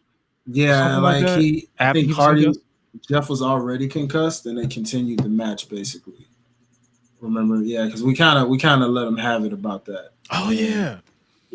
I be forgetting about Sammy until people bring his ass up. It's even more that I forget about his doggone wife. Ty still being still a whole member of the roster.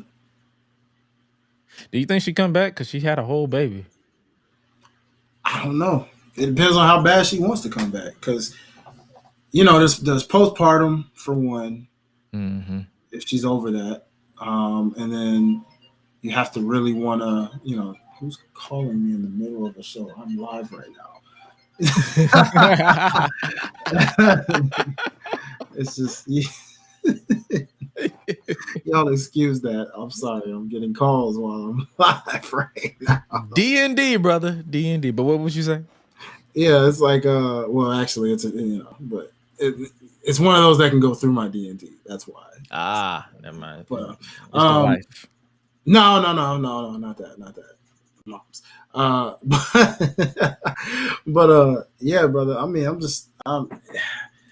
Tay could if she wants to. Some women have like you think about a Candice LeRae and some other folks. You think about Candice LeRae and some of the people that manage to come back right off top. They can if they want to. Like Becky and all of them. Yeah, Becky. You've had those women wrestlers that have had birth and managed to come back. Cassie, Iconics. Didn't she have a baby and was wrestling in TNA? She's pregnant again, obviously, but no, I don't even think she's pregnant yet. I thought she was already pregnant. I think she's pregnant with the second one. No, remember they left wrestling a while ago, so she wasn't pregnant yet when that happened. Oh, okay. Yeah, because they had threw me off. I was like, oh, she had a baby. Wow, I know she had a baby, but I think they announced they're finna have a second child already. That might explain why we haven't seen. Yeah. December, literally Christmas Eve last year. I just Wikipedia'd it. They're announcing this. They're having a second baby due any month now. That's why we haven't seen old boy on TV lately. Sean Spears. Mm-hmm. That's probably why he's like settled with NXT because yeah. So yeah, he could and that's probably another reason too. Like she could be having a baby any day now. So yeah. Well, early congrats to them, by the way, if we extend that. But I guess like you said, it depends on on what, like if they want to come back or not. But yeah, because before having the baby, I do know she did make a post or something. I think I saw one of their vlogs or something, and she did mention how she missed being in the ring. Everybody has that. Once you get that bug, it's hard to get rid of it. Oh yeah. So I mean, it wouldn't surprise me by any means if she's like, "Yeah, I want to get back in the ring. Let's do it." Right. So, but Team AEW versus Team The Elite, it would have been more better if it was some day ones. But I'm not going to dismiss this match. This match is going to be crazy. Bryan Danielson is crazy for getting in this match after sort of being injured against Will Ospreay, but I guess he's fine now to go into a chaotic match like this. So it was probably a work knowing him. Oh, knowing him. Oh yeah, when they documented it afterwards, it was a work. Yeah. I hate using that term because I don't work in the business, but yeah, at the same time, it's like, yeah, he's fine. Mm-hmm. Okay. But anything else you want to talk about on Chop It Up with the Fam before we move on to This Week in Wrestling? Did you peep that Samantha Irvin and Lillian Garcia segment? Oh yeah, I love that. We didn't even talk about that. I love every bit of that moment, man. I was so hyped for that, and it's wild they did this because I was gonna get ready to do a video regarding Samantha Irvin and comparing her to Lillian Garcia. Now I know, y'all person that's unfair. Don't do that. But I'm like, there was a reason why I was gonna do it. And I still will, but I was just gonna kind of leave it up for debate on some people, because the ladies are really doing their thing, especially now with Alicia Taylor being on SmackDown. I kind of want to, congrats, right? I want to kind of show the lady ring announcers their flowers because they're starting to show more lady ring announcers. And I feel like that's a lot of, not just in mainstream, but in like Melissa Santos from Lucha Underground. Her times there, she was stellar. The nice lady in who's pretty much cooking in DPW. I forgot her name. I hate that I forgot her name. But if you watch DPW, you know exactly who I'm talking about. She's mainstay in the North Carolina area. Mm-hmm. And I believe I saw her at Wale Mania. Okay. So that's what I'm saying. Like, these lady ring announcers, they cooking. Not to mention Alexander's wife from TNA. What is her name? Chung, I think. Hold on. Yeah, I'm gonna pull you up because I'm not about to disrespect you like that. Yeah, Josh Alexander. Let me pull. And you're right, Tristan. Yeah, Lillian still got it, bro. Like, I was like, okay. Jade Chung. Yes. She's doing her thing as well for TNA, and that's why I said the ladies are killing it right now. So that's kind of why I want to do this kind of comparison kind of situation of like, not just to say who's better, but just like, she does ring announcing. I thought she did commentating. I didn't know she was doing ring announcing too. I mean, she did. Unless you probably thought I was talking about Cedric Alexander when I mentioned that, but I was talking about, Alexander from. I mean, unless you do that, do the ring announcing in that North Carolina promotion that they just started. Oh, I say. So I don't know. It's possible. Yeah, it's possible. Yeah, there's so much wrestling. Yeah, it really is. So it's like I can't keep up. Mm-hmm. But kudos to everybody who does pretty much ring announce, especially in the latest. Is it Women History Month? No, brother, that was last March. That was March. Yeah, that was March. Last month was Hispanic Heritage Month. Okay, this month is Mental Health. I'm sorry, all these and Asian Heritage Month. Yeah. Shout out to everybody who's doing that. Yeah, chop it up with the fam. Yep, I think that's all we got this week for that. So I guess we can switch to this week in wrestling, which is being NXT. Speaking of NXT from March 14th, 2024. What was your thoughts on this one? I feel like, for me, I'm gonna give my brief thoughts. I feel like this one was kind of similar to last week, where it was like it started off hot and then it hit a point where I'm just like, all right. Yeah, I'm getting that same thought. Like these last probably 3 weeks post Mania, I guess you could say, it's been like hot moments and then kind of like vibe killers. Maybe it comes back up to hot or semi-hot before you're just like, eh.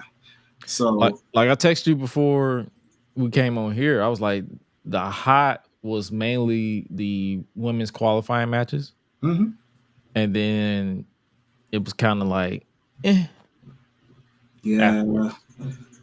Yeah, pretty much. I mean, Tony's North, Heritage Cup champ, which I was like, oh, it did catch me off guard. I was like, oh, okay. Yeah, it didn't catch me off guard per se. I mean, he was backed into a corner. He kind of had to win this because let's be honest. Oh yeah, he just lost the NXT title. Don. Yeah, you can't call yourself Don and keep losing after a while, bro. After a while, you just a Don in name.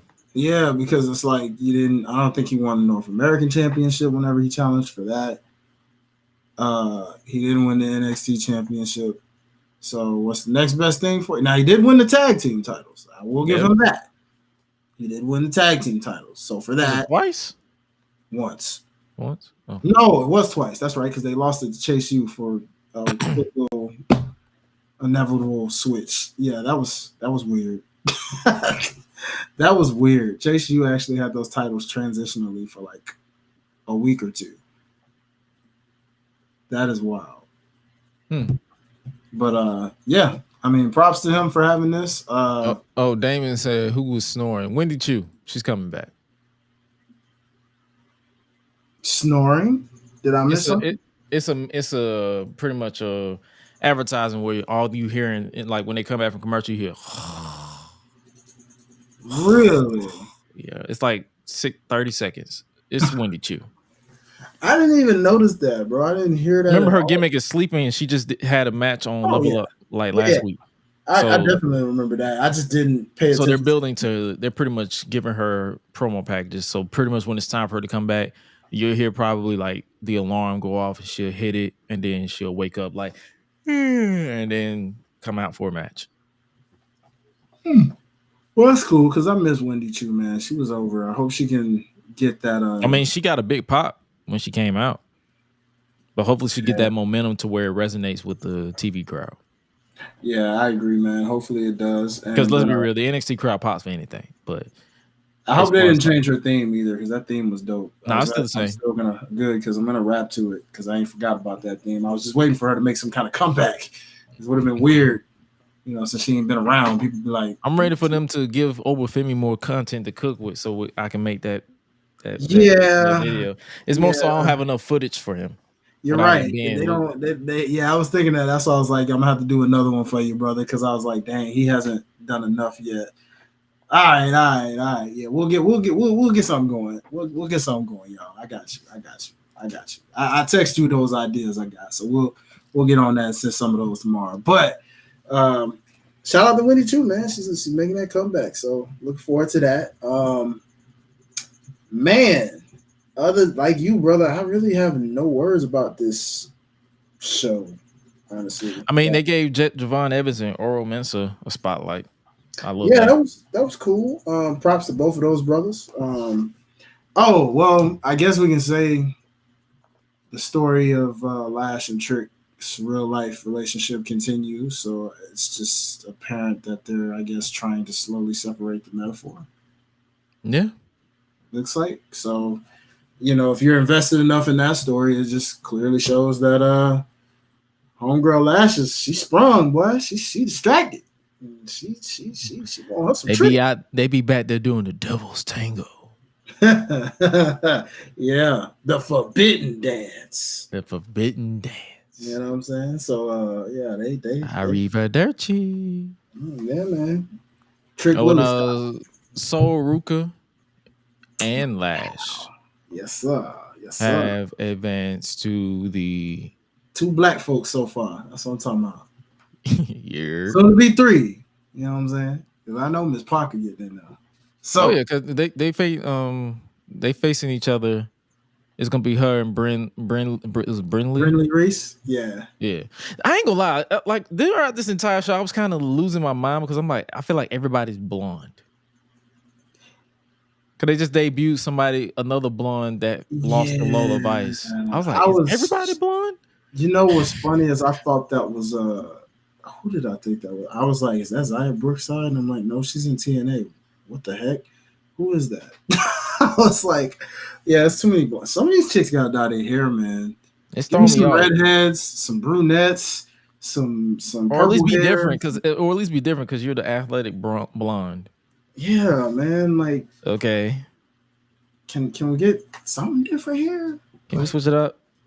Dang. That's why I appreciate Tatum Paxley. People like Tatum Paxley because they different. Or people like Janai Kai. You know what I'm saying? Yeah, they different. You can distinguish that. Do something different because it's like, oh, I'm blonde and athletic and fit. So is Soul Ruka. So is Izzy Dane. Damn, that was another one I forgot about. God, you're right. Jesus. So is Brinley. Yeah. So is Thea Hale. Yeah. God, and Thea she's standing out a little bit because she's basically Scrappy Doo. I don't know what the hell they doing with her and Ridge. I'm like, all right, Ridge, you're doing things. That's where I'm at now with Ridge. I'm like, you're doing things. Mm-hmm. Don't blame me, brother. What else happened on NXT? Oh, Gallus is back. Ugh, great. I'm jumping for joy. Where's that soundbite? Where is that soundbite? Where is it? Where are you? Oh, that fits so well. Where is that soundbite? Mm-hmm. Uh, Mm-hmm. is it? Are you right there? No. Where are you? Where are you? Where are? Ah, there you are.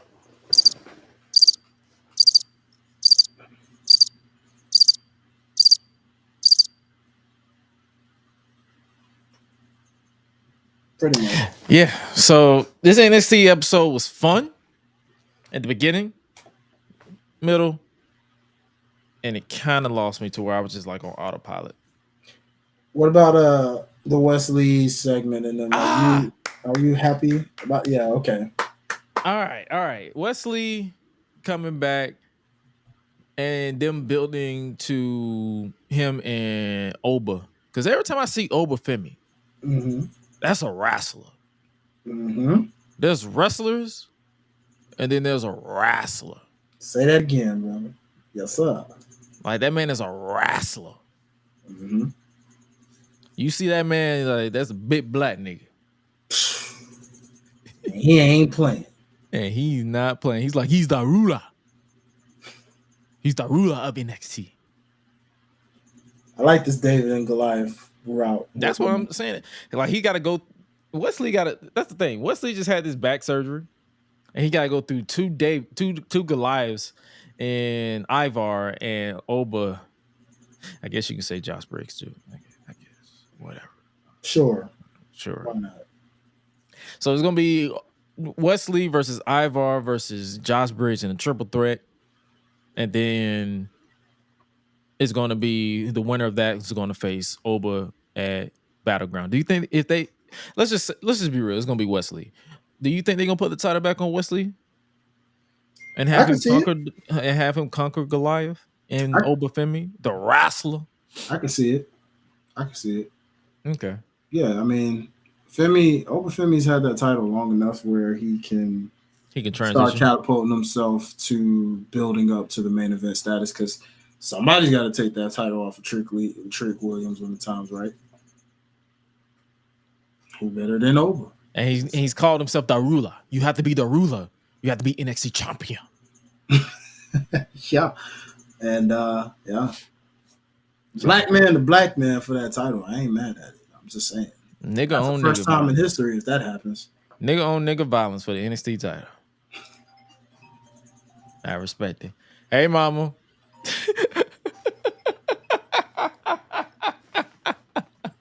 Y'all excuse me, please. I'll be right back. Just give me a second. Oh man, while he talking to his mama right quick, I'm gonna just go ahead and wrap up NXT. Yeah, NXT this week was pretty much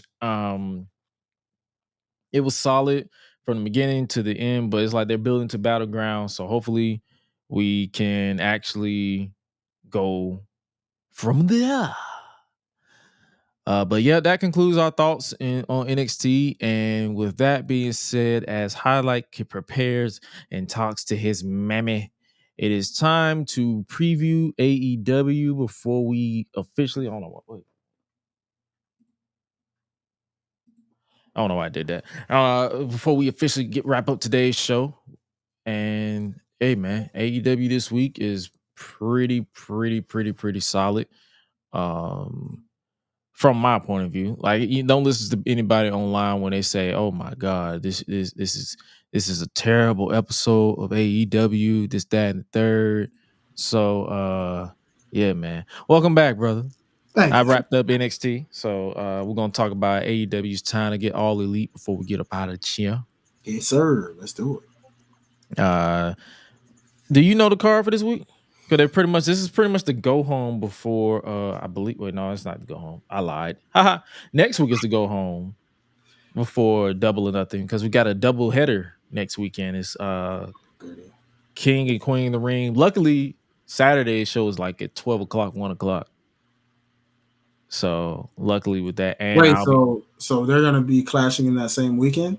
it'll be King Queen of the Ring Saturday around 1 o'clock Eastern time, and then Double or Nothing on that Sunday. Luckily, your boy will be home, so I won't have to work. So we'll likely be live for, if we're both down for. If we're not booked, we'll both likely be down live for both shows.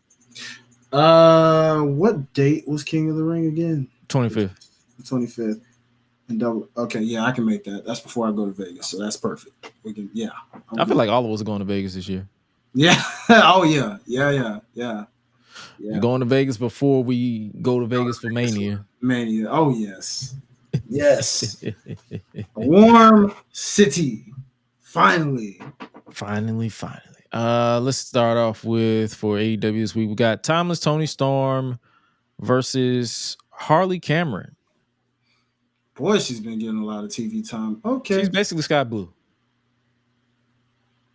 I don't see that, but I don't mean like in ring wise. She's basically Sky Blue, whereas she's in a match every week because they need somebody to put the prominent figure over.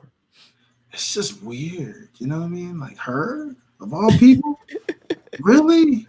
They need somebody to do the jobs, I guess, and they want a reason to put Saraya on TV.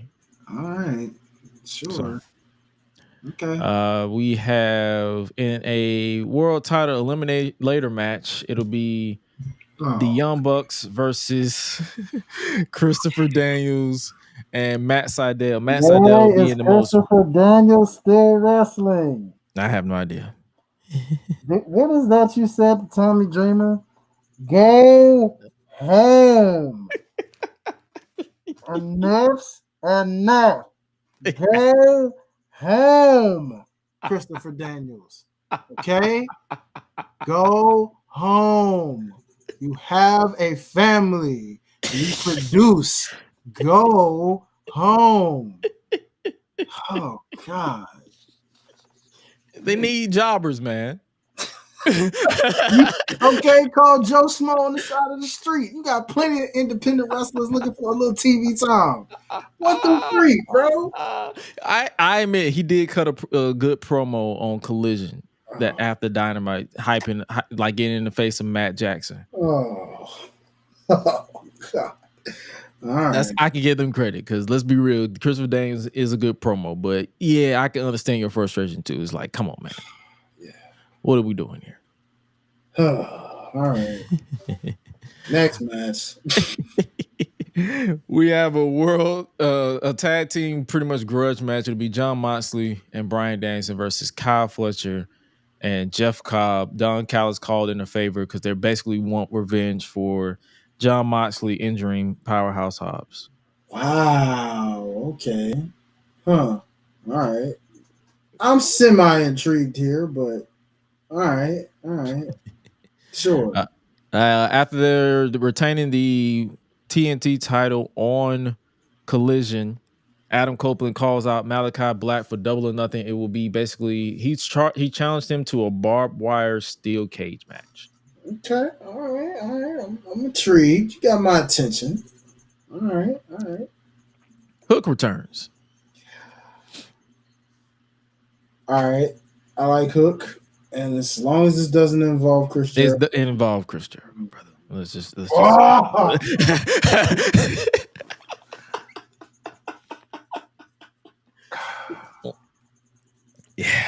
Yeah. Mm-hmm. I guess the sole title match of the night will be for the Continental title, Kazuchika Okada versus Dax Harwood. This will be used to build for the Double or Nothing match. I see outside interference, even though it's against the rules of the Continental Championship, but it's the Young Bucks in charge of the show, so they'll probably break their own rules because why the hell not? Yeah, that's giving McMahon Helmsley era if I've ever seen it. God. We got the contract signing for the TBS Championship, Mercedes Moné and Willow Nightingale. one or two ways. Somebody's going through a table. Another week of Mercedes on the mic. Great. Yeah, I've come to accept that she's not going to be in the ring until Double or Nothing, so I just don't care anymore. Great. We'll see her in the ring. Mercedes. I really do. I don't ever want that to get twisted. We all know those mic skills are not it. Now I gotta hear that yet another week. Great. Well, 2 more weeks because next week. Yeah. Oh, please hurry up and get here, Double or Nothing, please. And then the last but not least, Omega Embassy turned on Swerve, so it'll be Swerve Strickland versus Brian Cage. Man, he sure went through that little stable quick. That's all. You talking about on Collision where he literally one man annihilated all of them? Hit a concerto on who was it? It wasn't Khan. It was the Samoan. His tag partner. Yeah. His name is slipping my mind right now. Yeah. Because all he does is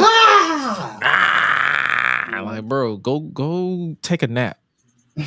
Yelling like a toddler. Oh boy.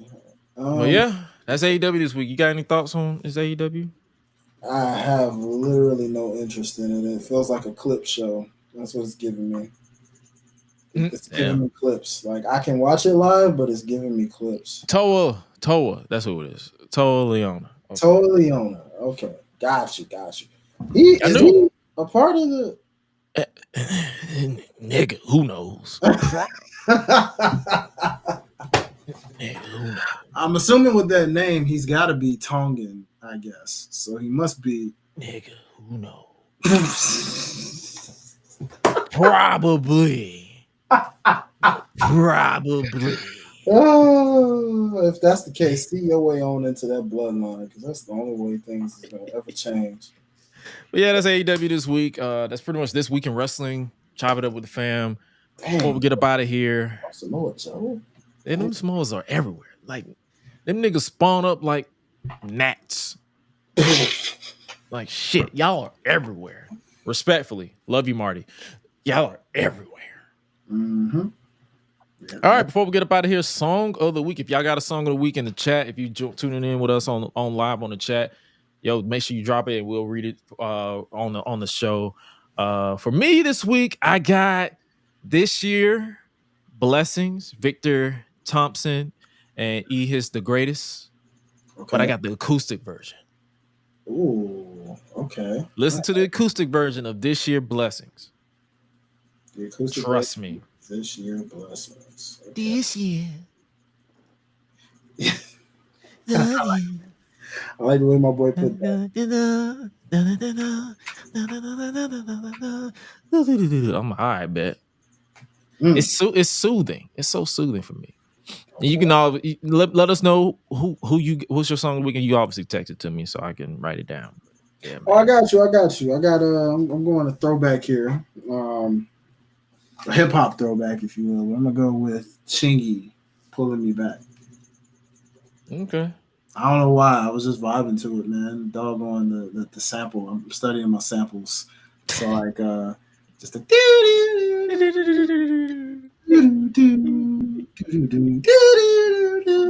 it was just in my head. Like I was just vibing it, just playing it over and over. And so I was like, all right. Every time Charlie leaves and keep pulling me. Tyrese so whining everything gonna be. Did you see that? Did you see that joke with Tyrese getting subpoenaed? That nigga was singing on his way off the stage. Like, bro, this is some Empire shit, bro. Like, what is happening right now? My boy said, what do you want from me? That's why the Rock flames your ass. Okay. Oh man, with that big forehead. Oh Lord Jesus. Come on now. Oh man, but Tristan said Confessions Part 1 by Usher. That's his song. Oh, okay.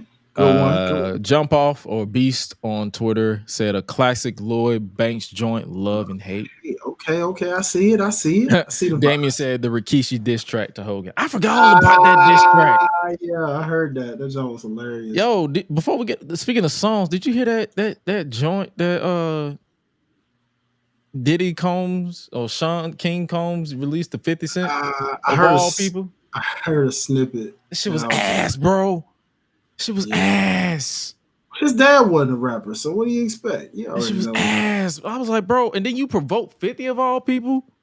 His dad couldn't rap, so you know he. And then Meek tried to get involved, and he got cooked too. Like, nigga, shutting up was your only option, and you should have took it. Whoever posted that bunny hop of you, bro, dang. Before we get up out of here, hype everybody, plug your stuff right quick while I go handle some business right quick. But yeah, hype the people up. Hype the people up. I got you. All right, good peoples. You already know, man. I want to tell my boy Gresh get back, man. First and foremost, let me just thank you, good people, for tuning in with us. Shout out to Tristan. Shout out to Damien. Shout out to everybody up in the chat, man. We appreciate y'all keeping us just live and locked on tonight, man. It was a pretty chill night. We got out a little early on today. You know what I'm saying? We didn't really go as long as we normally do. We about 10 minutes under the 2-hour mark, which is usually our sweet spot of where we like to be. So appreciate y'all rocking with us, man. You already know, man. Follow your boy at Highlight Life, HILITE Life. We got some wrestling freestyles coming. You know what I'm saying? We got some in the works. Got some content coming. If you're in Las Vegas, make sure you catch me in Las Vegas on June the 1st, doing a little event out that way. So if you're in the Las Vegas area, holla at your boy, DM me for the info. I'll send you the flyer and you can come pull up on me. Make sure you check out let me see what else I have for y'all that's coming up. It's slipping my mind. I had it and it slipped my mind for a second. Music video coming pretty soon. Got to shoot on Saturday. So, if anybody's in Atlanta and you want to pull up, DM me and you can come pull up to the video shoot. You know what I'm saying? We're doing it this Saturday. Studio Space Atlanta, you know what I'm saying? So come holler at your boy. But nonetheless, yeah, man, we here. Radio interview. Catch your boy on Tri-Stars Radio this upcoming Saturday morning, promoting the event coming up in Las Vegas. So we gonna do some stuff, man. Hey, you know what, Tristan? I'm glad you brought that up, dog. I've been working on that. I got a little something in the works. So stay tuned on that one, my guy, because I actually do have a little something for that. You know what I'm saying? I might attack it a little different, you know what I'm saying? But I got a little something in mind for that. So y'all keep it locked. I'm working on that. But yeah, man. I appreciate y'all. Make sure y'all shout out to my co-host from Life's a Botch, Miss Ash Benny. She's been taking care of some personal things, so I had to post an episode. I'm still editing some things with it, but because I had some technical difficulties with it. But my boy Rick made a return, and me and him kind of did an episode together. So I'm editing clips and stuff like that. So I'll have that posted up pretty soon, hopefully. And yeah, man, follow all things OTS, man. OTS Media Co. Y'all know what it is. And I'm gonna pass that thing right over to my boy Gresh. Yeah, buddy. So yeah, make sure you guys continue to support the show, support Highlight, support OTS Media Co. Support pretty much all shit. Here we go again with Ruthless Lala that dropped every Monday, 8 p.m. Eastern Standard Time. A lot of people don't watch Monday Night Raw, but she wanted to go live on Raw on Mondays doing Raw, at least that first hour, so that way it's something you guys can listen to. And while we chop it up, make sure you guys subscribe to all shit. Here we go again, wherever you listen to your podcast, and listen to episodes 1 and 2. It was a good time. And obviously, we like to make jokes around here and give our love and light to Ruthless Lala and pretty much anybody in the industry who's injured or anything going through anything going on.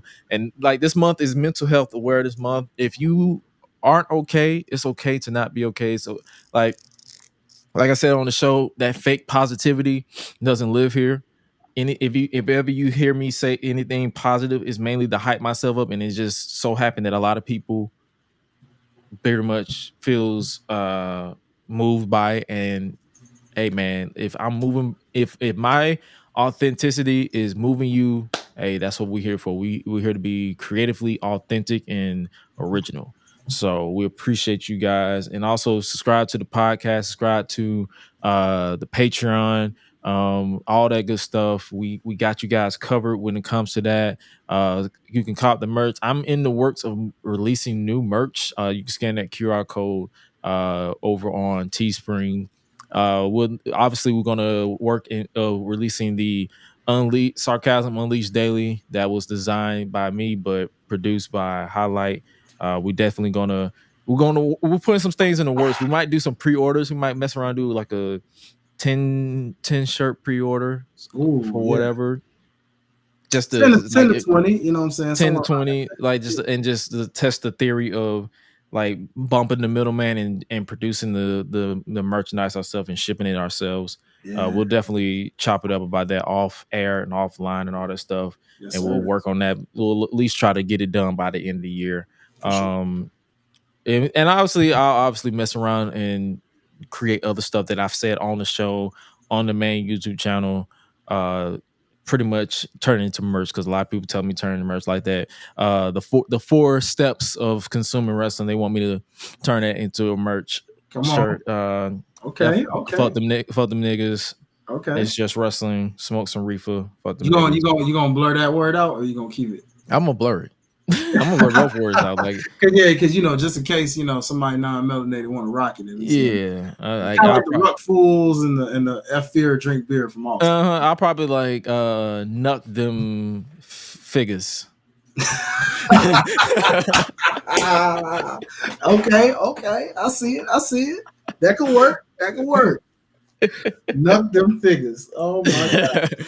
So yeah, stuff like that. Like if it's fun, if you guys demand it enough, I will definitely work on it. I got a what if plan. It's basically what if Cody becomes double champion. Something fun, something pretty much giving my thoughts similar to on here. For those who don't watch the podcast, who don't subscribe to the podcast, I don't know why you don't. But if you don't, that's pretty much what that video is going to be. It'll be released before King and Queen of the Ring. So I'm looking at recording it tomorrow, so that way I can have it edited, because those type of videos I edit myself. The My Rise videos that I've been releasing on the channel to keep it active, that's been shout out to T Scorpion. Like pretty much he's been cooking and doing his thing over there when it comes to that. And once I finish My Rise, I'll probably do a live stream for Unleashed, the female story, and might do a giveaway. Who knows? Still got to plan it out.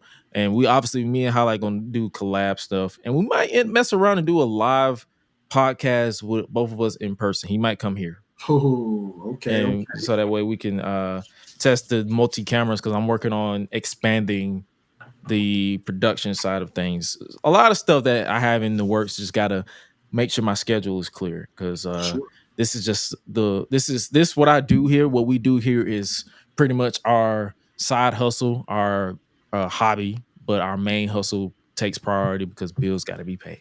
Come on. But signing off, because we kept it short this week, because like I said, we got our point across. We got straight to the point. Hope you guys enjoyed this and enjoyed the show. And with that being said, make sure you guys scan that QR code to listen to the Unleashed anthem. Stream it. Also follow yours truly, as well as anything content related by scanning this second QR code. And then the third QR code goes straight to the podcast. Subscribe to the podcast, GreshUnleashed.com.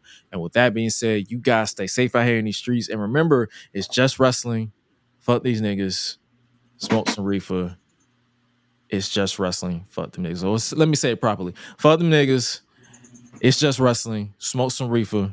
Or however you want to do it to consume your wrestling. Fuck them niggas. And if you are weird. Freaky ass niggas need to stay their ass inside. And with that being said, you guys stay safe out here in the streets. And remember who you are, Simba. Remember to always eat, sleep, flex, and repeat. We out. Y'all be breezy.